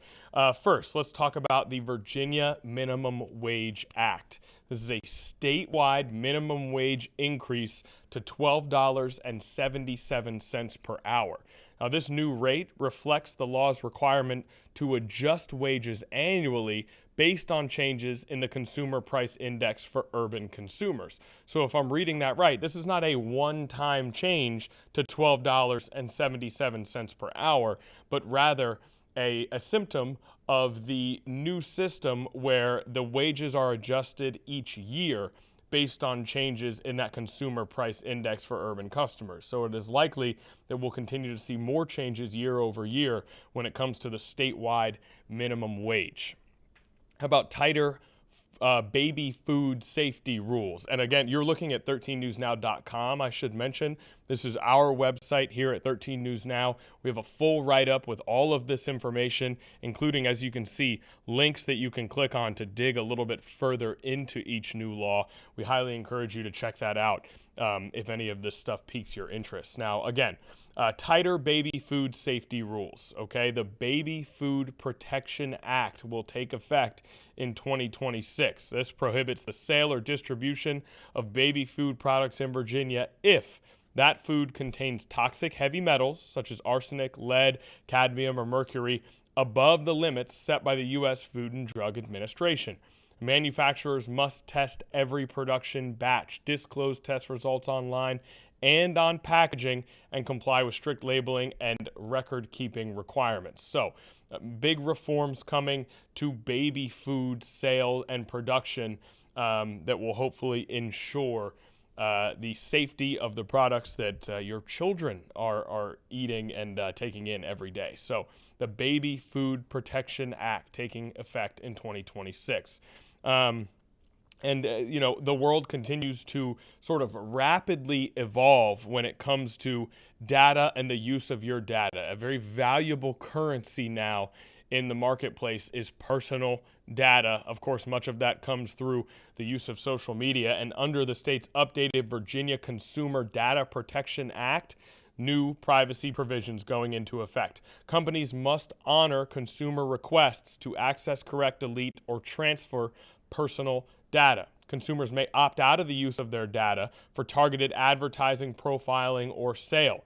So you can opt out of having your data used to be targeted for advertising. And social media platforms must limit daily use for minors under the age of 16 to 1 hour per service per day, unless a parent gives verifiable consent to adjust that limit. Platforms must also use age screening methods to identify under 16 users. So, social media use and the advent and widespread popularity of social media is something that now has been in place for long enough that there are real studies and real professional opinions on the impact that social media can have on anyone, but especially on young people. And so you are starting to see more care, thought, and, as we notice here, legislation dedicated towards the monitoring of social media, and especially when it comes to the impacts that social media could have on children, on the brains and behaviors of minors. So, again, social media platforms must limit daily use for minors to 1 hour per service per day. All a part of changes in consumer data and social media protections set to take place in 2026. All right, now these next two are something that I think most of us have probably dealt with frequently. I think something that many people have been annoyed by at various times in the past few years, something that seems to have really become so commonplace as to be normalized, which if you just think back not too long ago, this would have seemed ridiculous. The constant barrage of phone calls and text messages that are ultimately attempting to sell you something, really, or to, again, gain information, gain data. So the first one, the Virginia Telephone Privacy Protection Act requires that all unsolicited commercial text messages include a clear opt-out option. Companies must honor these requests for up to 10 years when recipients reply with stop or unsubscribe. So those messages that you get, sometimes it addresses you as if you're not even the person that you are. It'll say, "Hey, John," and then go into some sort of description or request. A number of unsolicited text messages with a commercial purpose must honor requests for up to a decade when recipients reply with stop or unsubscribe. So a little bit more control for you as a consumer when it comes to getting some of those messages and calls off your phone, if you don't want them there, of course. Perhaps some people do take advantage of those opportunities, I suppose. Under an updated state law, telephone solicitors may only call between 8 a.m. and 9 p.m. local time. So still a sizable window, but there will be some limits when it comes to telephone solicitors. Remember, that last law was text messages. This is phone calls. Now, that is unless the called person has previously given consent to call outside those hours that we said. But 8 a.m. to 9 p.m., an updated limit of when telephone solicitors may call your phone, and that's local time, of course. Okay. Let's move off of January 1st. Let's go to July 1st.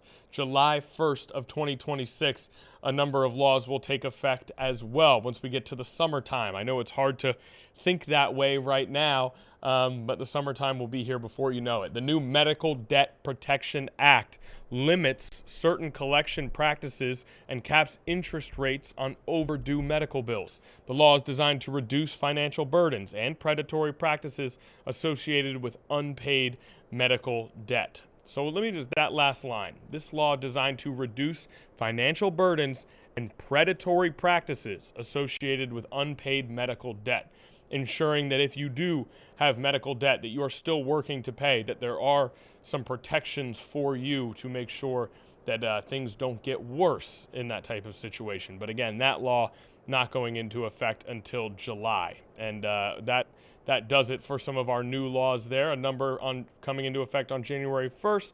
And then, of course, we talked about one that will go into effect in July. Now, I see Sarah has pulled up a tower cam again. And here in our studio, in our streaming studio, we actually can hear the rain falling on the ceiling here at 13 News Now.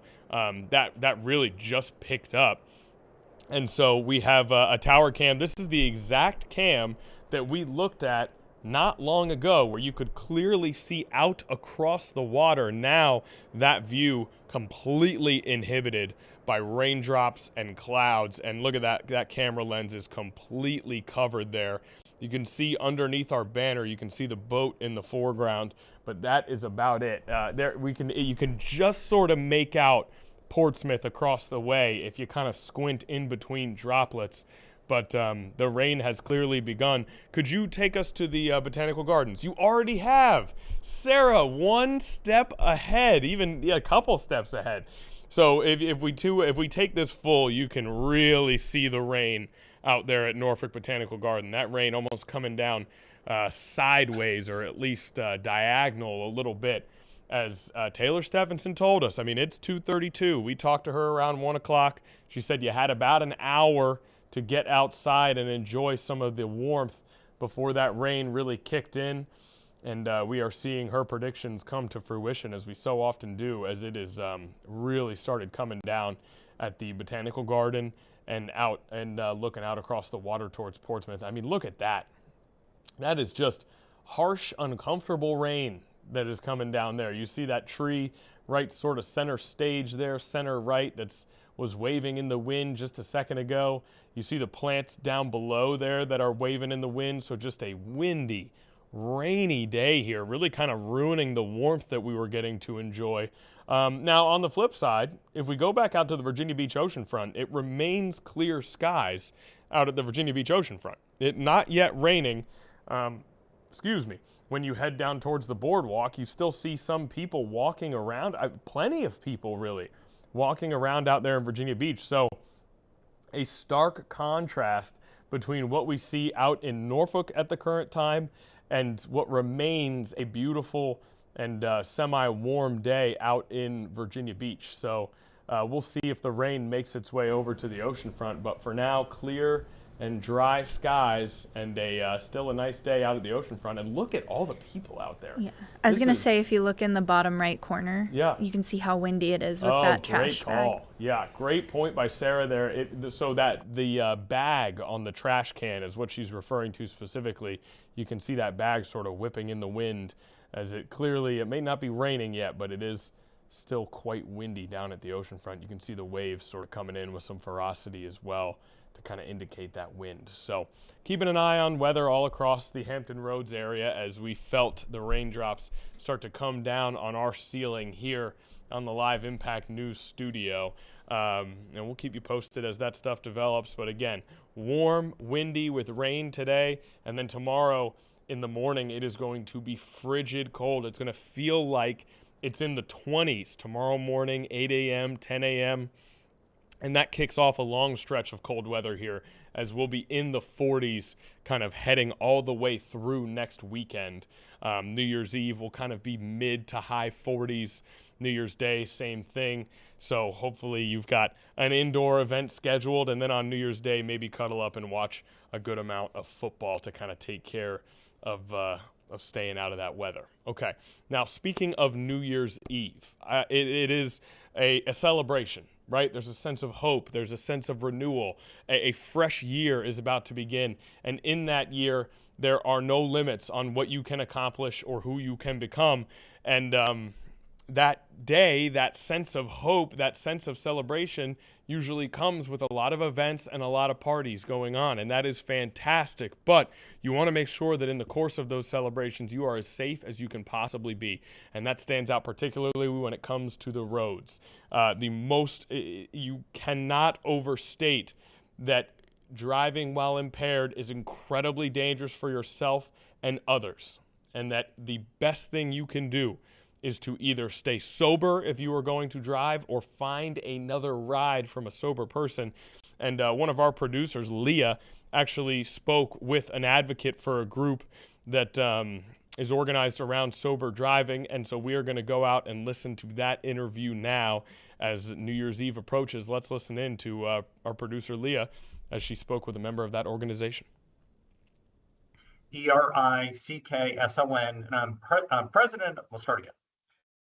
My name is Kurt Erickson. It's KURTERICKSON, and I'm project director of Virginia's Drive Sober or Get Pulled Over campaign, which is a Virginia DMV effort to identify and apprehend drunk drivers.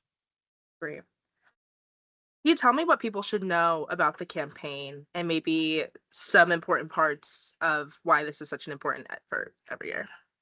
Well, I think that the most topical aspect of the campaign is happening right now, and the fact that as we head towards New Year's Eve, which is a holiday where over a third of drunk driving deaths, at least in this country, involve drunk drivers, is that law enforcement at the local and statewide level in Virginia are going to be stepping up their efforts to identify and apprehend drunk drivers.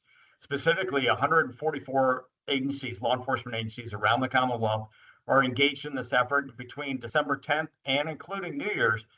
They're going to be conducting things like 735 saturation patrols, which are efforts to law enforcement to go out to do nothing but look for impaired drivers, and 64 sobriety checkpoints. In fact, I was looking locally in the Hampton Roads area. It's 22 agencies conducting 8 sobriety checkpoints and 83 saturation patrols this month through and including New Year's.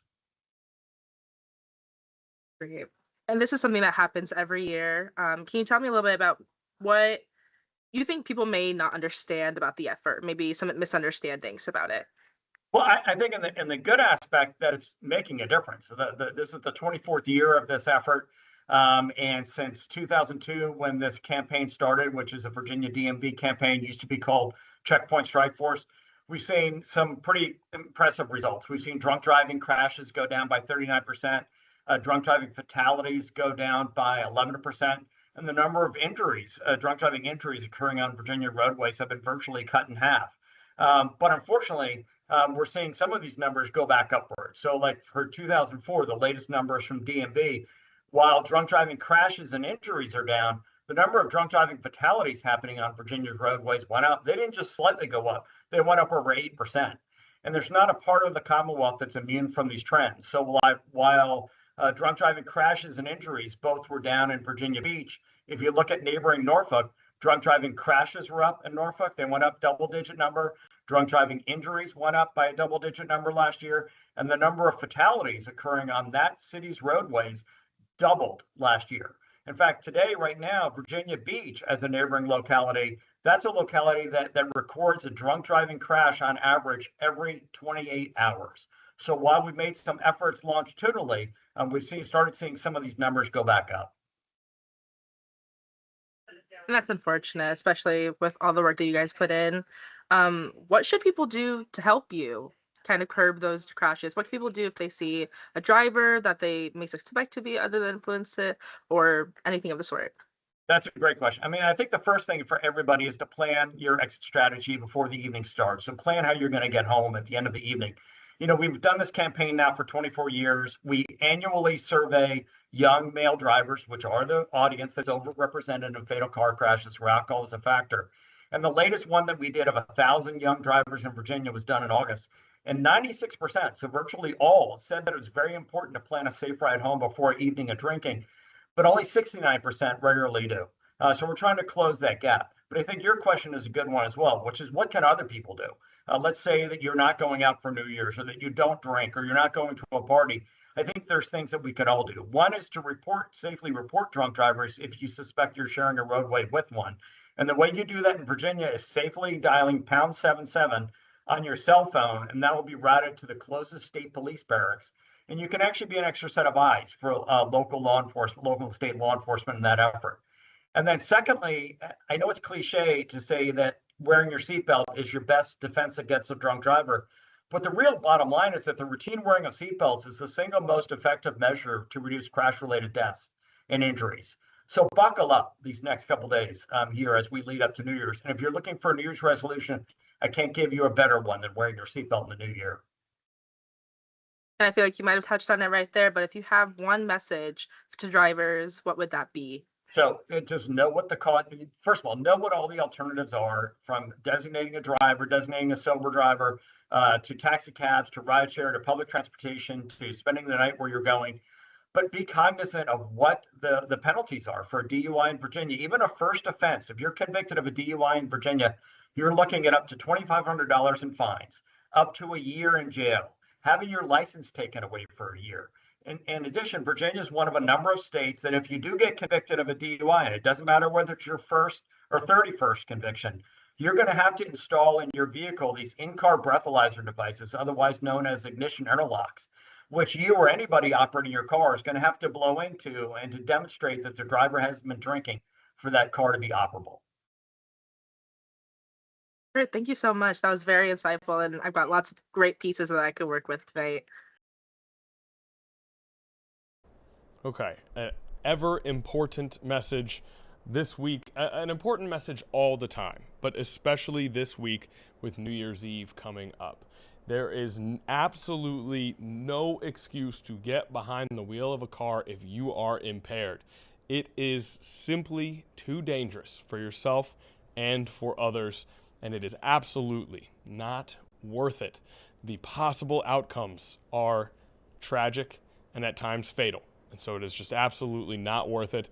Do not do it under any circumstances. And the 757 is trying to help make sure that you can avoid that if possible. 757 Sober Ride is offering an opportunity on New Year's Eve. If you are not sober, do not drive.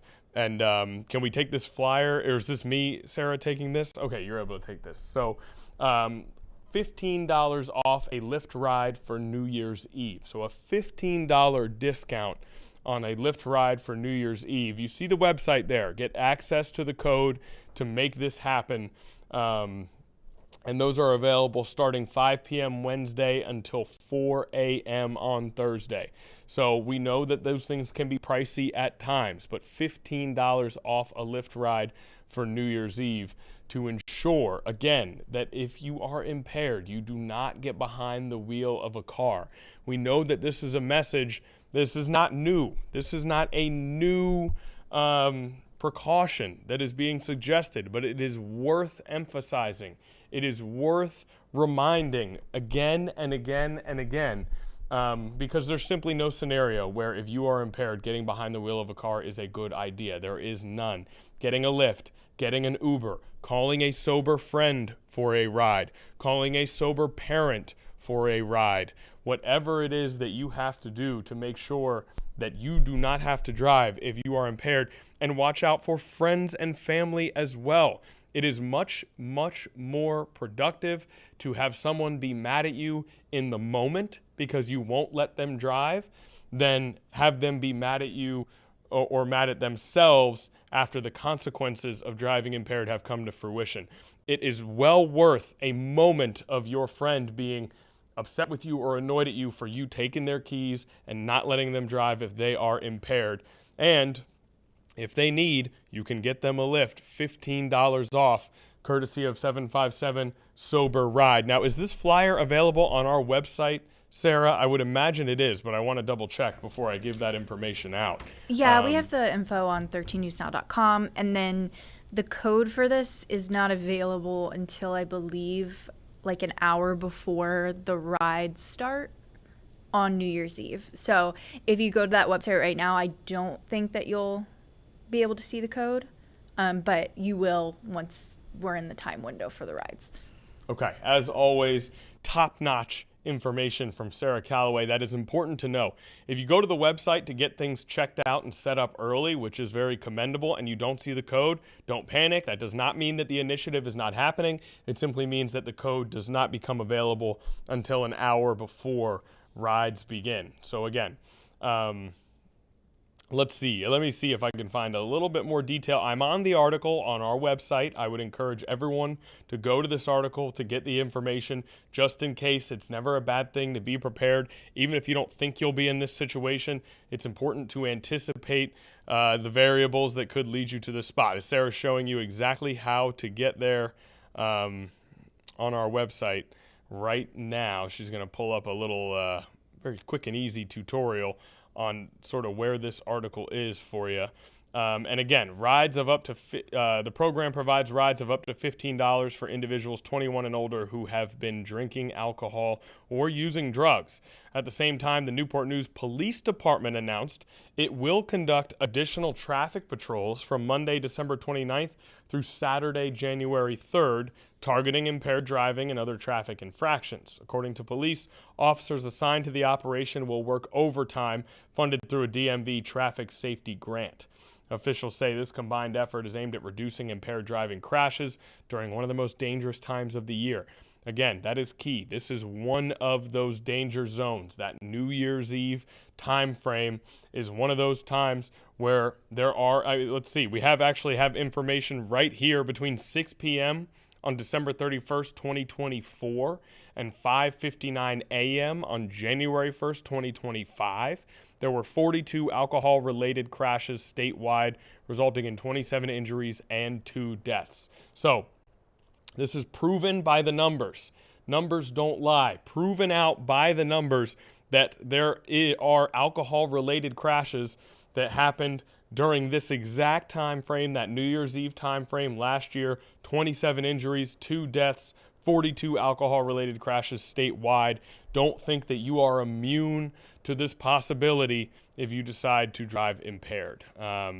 Let's see. The chair of Drive Safe Hampton Roads Impaired Driving Prevention Committee said impaired driving is still happening, cannot rest until there are 0 crashes. Hopefully this 757 Sober Ride initiative leads to less and less people driving who are impaired. I know we're really hammering this message, guys. I do understand that we're spending some time on this, but it's important. And it is injuries and death that is totally preventable if you simply don't do it. That's the thing. It can be prevented if you simply don't do it. A small inconvenience in the short term is well worth the benefits in the long term of making sure you find another ride and ensure that everyone that you are with does the same if you are impaired. So that is a message with New Year's Eve coming up that we want to make sure that we get out there as much as we can. And again, as we said before, people are going to celebrate. New Year's Eve, it's a great holiday. Comes with, again, a lot of hope, a lot of it's inspiring to enter into a new year and know that in front of you is a limitless set of possibilities, right? You can wipe the slate clean if you so choose as you enter into 2026, and that deserves to be celebrated. We just want to make sure people do it safely. And 13 News Now is a part of an event celebrating the new year. I don't know if we're able to pull up that flyer, Sarah. Our own Marta Berglund will be hosting a New Year's Eve celebration at Town Center. Town Center in Virginia Beach, to be specific. The band Perry will be there. 13 News Now is a proud sponsor. Ring in the new year, the last night on the town in Virginia Beach. You see the silhouette of Town Center right there. And again, Marta Berglund will be out there hosting this event. She is the MC for the last night on the town. You see her doing traffic. You see her doing news stories. You see her doing Friday flavor. Marta Berglund is not just Friday Flavor Traffic and News. She also is a stellar MC, and she'll be hosting the Last Night on the Town. And look at this video. Look at this looks like, I think this is officially the shindig, if I will say so myself, Sarah. This is those cowboy hats that lit up were spectacular. Looks like there's a great crowd out there. Have you been to the town center Last Night on the Town, Sarah? I have not before, because usually I am working, right. Or I go out of town. But from people who have previously gone that I know, I know Sarah Hammond loved. She previously would. Okay, Sarah host. Hammond, one of our former reporters here at 13 News Now. Yeah, she really enjoyed Night it. Out on the Town. She did. Okay, she really enjoyed going every year. And I know that what I did used to do was go to the Wednesday night festivities in Town Center. They probably still do. I haven't been in a while, but Town Center, they used to have sort of a block party feeling type of thing on Wednesdays during the summertime. I can't remember the name. I think it was Why Not Wednesdays, actually, after Why Not Pizza. And it is a fantastic place to go and hang out and have a good time. The layout is perfect. You've kind of got this open layout with lots of space, restaurants surrounding the area. And Last Night on the Town can now be a part of that, hosted by Marta Berglund. Maybe we'll try to get Marta Berglund on the stream before New Year's Eve so she can talk a little bit about what to expect during Last Night on the Town. But if you don't have anything going on New Year's Eve, we would highly encourage you to head out to this event. Again, sponsored by 13 News Now. So please feel free to join Marta, the band Perry, and Ripe out at that event. And you saw that video. Those first 20 seconds of video was no joke. They were really kind of throwing it down there. And of course, if you do go to Last Night on the Town, as we said, I know you don't want to hear it from me again, but we think it's that important. Make sure you have a sober ride set up, whether that's a friend, family member, a Lyft, or yourself as the DD. Make sure that you have that all set up and ready to go. Okay, so we've had a couple of major events here on Live Impact News today. Obviously, the primary event is Israeli Prime Minister Benjamin Netanyahu meeting with President Trump in Mar-a-Lago as the ceasefire in Gaza requires more planning and more steps to be fulfilled. And Prime Minister Netanyahu here in Florida, likely talking about that with President Trump, among other issues. We got to hear from them outside of Mar-a-Lago very briefly, but that was certainly the big event of the day. Other than that, it has been a slow day. This is a live look out in Florida at Mar-a-Lago where those two are meeting. Other than that, it's been a bit of a slow day. We heard from Ukrainian President Zelensky. That was pre-recorded from yesterday. Of course, we talked to Taylor Stephenson, who told us that the rain was coming. The rain has now come in many, many parts of Hampton Roads, specifically in Norfolk. Right outside of our station. I don't hear it nearly as much. It may have turned from a downpour into a drizzle. But that is something that we've been talking about today. Other than that, there haven't been a lot of live events. A lot of people still on Christmas break. School still out for the kiddos. But we've kind of been maneuvering our way through one of our last Live Impact News shows of the year.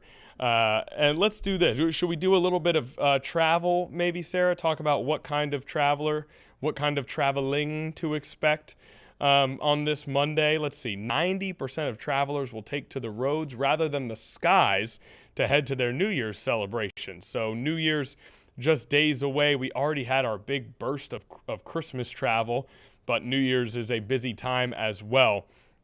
And of course, as we said, experts say it's one of the most dangerous times to be out on the road. So be careful if you do need to travel. A lot of driving as opposed to flying. Like we said, 90% of people traveling will be driving on the roads during their New Year's travel. If you can't get on the road before noon, it's recommended to stand by and leave after 8 p.m. So obviously a lot of people don't like to drive when it's dark out, but just in terms of traffic, if you're not able to get on the road before noon, then maybe wait until 8 o'clock so that you don't have to deal with heavy traffic. This is a live look, 511.v.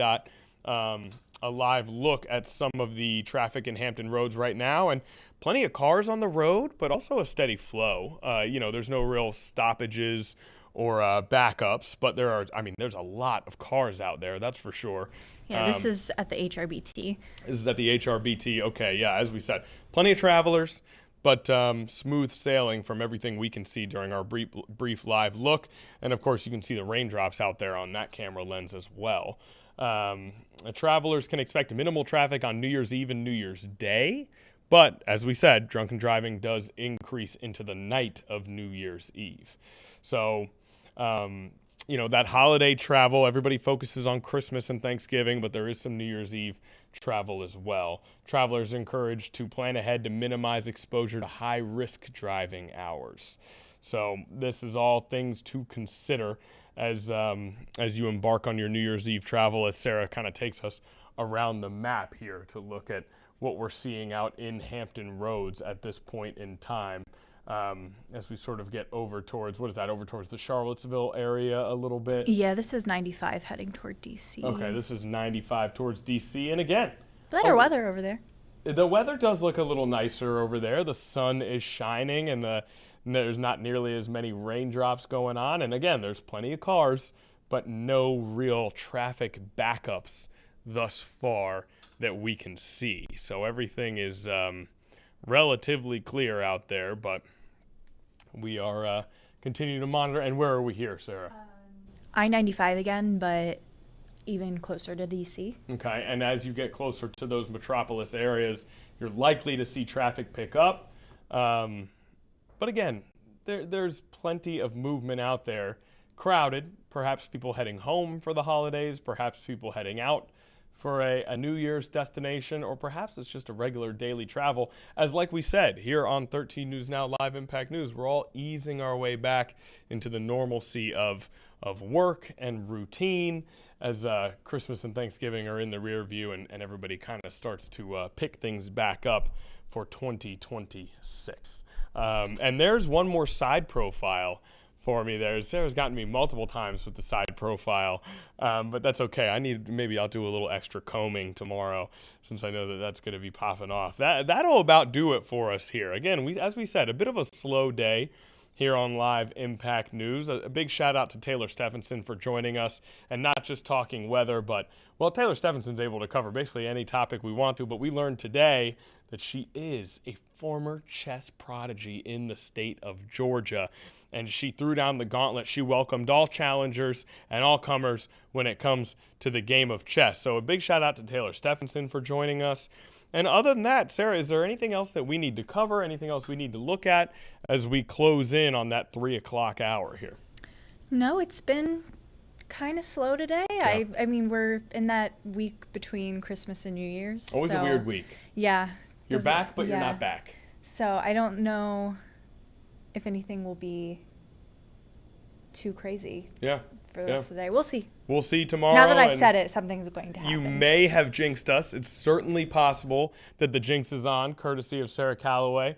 But I also think that, hopefully everything is just clean and smooth, headed into New Year's and then headed into 2026. Thank everybody for joining us here on a Monday. We appreciate you. I know that I certainly kind of missed doing Live Impact News with everybody while I was away on my vacation. I like to think that if you're a regular viewer, we're kind of a little community here and we all kind of know the beats of the show and what to expect each day. So I'm really happy to be back. I'm excited for 2026. But other than that, that'll do it for Live Impact News here on December 29th. We will be back tomorrow, December 30th, and then the day after that is New Year's Eve. So we look forward to seeing everybody tomorrow. For now, that's it for Live Impact News.